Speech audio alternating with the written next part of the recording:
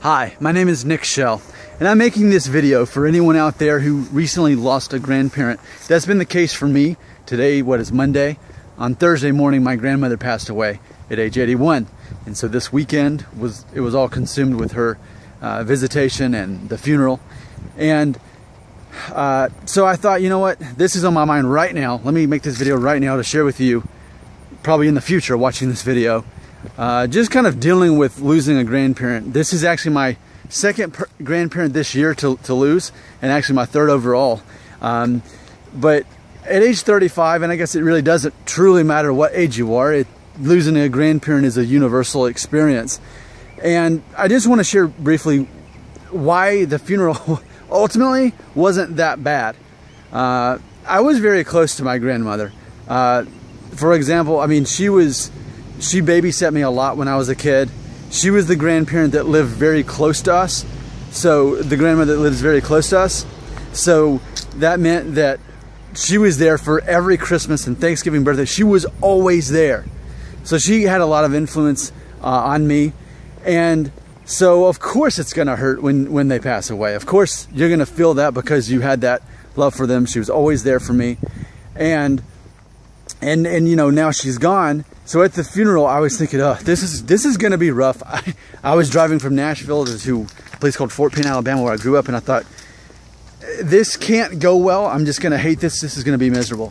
But, you know, fortunately, I was there through 4 hours of visitation where everyone she knew from her life, kind of like the end of the last episode of Lost, almost everyone she knew showed up, and I got to hear these stories about how she touched their lives. And so I think it's twofold for me as far as the reasons why it wasn't as bad as I was expecting. And I think maybe even an advantage of it being a grandparent that passes away. This is me being positive and looking on the bright side of it. So the first thing is that she was 81. She lived a full life. And I'm grateful for that. I mean, her husband, my grandfather, He passed away at age 78. He was 5 years older than her, but he never got to see any of his grandchildren. I have 2 children. My sister has 2. So he never saw any of those 4 grandchildren. At least she did get to see them all, even though my daughter's only 5 months old. But she got to see them all before she passed away. But 81 years old, that's a full life. And that's an advantage that if it is a grandparent, that's something to be thankful for. They got to live to be a grandparent. Chances are, they lived a pretty full life at age 81. I mean, if you're a grandparent and you pass away, there's a good chance that you did. It's not necessarily a tragic death. You know, if a teenager passes away, or someone in their early 20s or even 30s, that's a tragedy. That's a life cut short. But chances are, if they made it to grandparent, they're going to at least be in their 60s. But she was 81. I'm grateful for the full life she lived. And the other thing that I can be grateful for is because she did live such a full life, there were so many people there at the funeral that got to share stories with me. I mean, for example, my grandmother, for a living, she cleaned people's houses and did their laundry and their ironing. So there's this one lady I'd never met in my entire life. And at the funeral, she started talking to me and told me that during the 80s and 90s, that my grandma ironed his shirts for work. I don't know if he was a lawyer. He must have had a pretty important job, and he needed to have a pristine iron shirt. And when she finally retired a while back, he told his wife, he said, no one could ever iron a shirt like she could. And, you know, it's funny, as little and trivial as that seems to be, that she was the best person that ever ironed one of his shirts. Like, I'm proud of that. Like, that makes me feel great. That's a warm, you know, moment for me to hear that.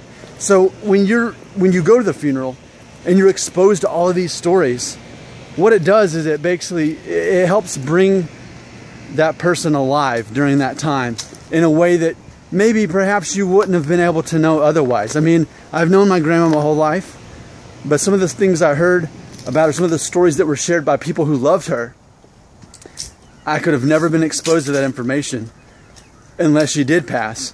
And so at least there is sort of that reward in knowing, A, she lived a full life, and B, there are people at that funeral who had all this information that I never would have known if it if it weren't for them showing up. But she reached them, she touched their lives enough for them to show up to the funeral, and therefore. So if you are experiencing the loss of a grandparent and you haven't gone to the funeral yet, maybe it's in a couple of days or tomorrow, that's my I guess my challenge to you, what I would suggest that you do. Be ready for those stories. It was funny because at the funeral, we had more immediate family there, but I made a point to talk to everybody I didn't know and ask them, how did you know my grandma? And that's how I learned all of these stories. So I think that might be the most rewarding thing. Yes, you want to be there for your own immediate family who's suffering with you, but find the people that you don't know, that you don't recognize, and say, hey, I'm the grandchild of Mrs. or Mrs. And then, so how did you know her? And just let them talk. Let them tell you a story. And when they leave, you go on to the next person. But I found such a reward in doing that instead of just hanging out with my immediate family during the visitation and the funeral. So, my name is Nick Shell. My Mexican grandma has passed, and it's not easy, but through what I've just talked about today, these are things that help me through it. And I make this video for you because I want you to find comfort and hope during this time. My name is Nick Shell. Thanks for watching this video.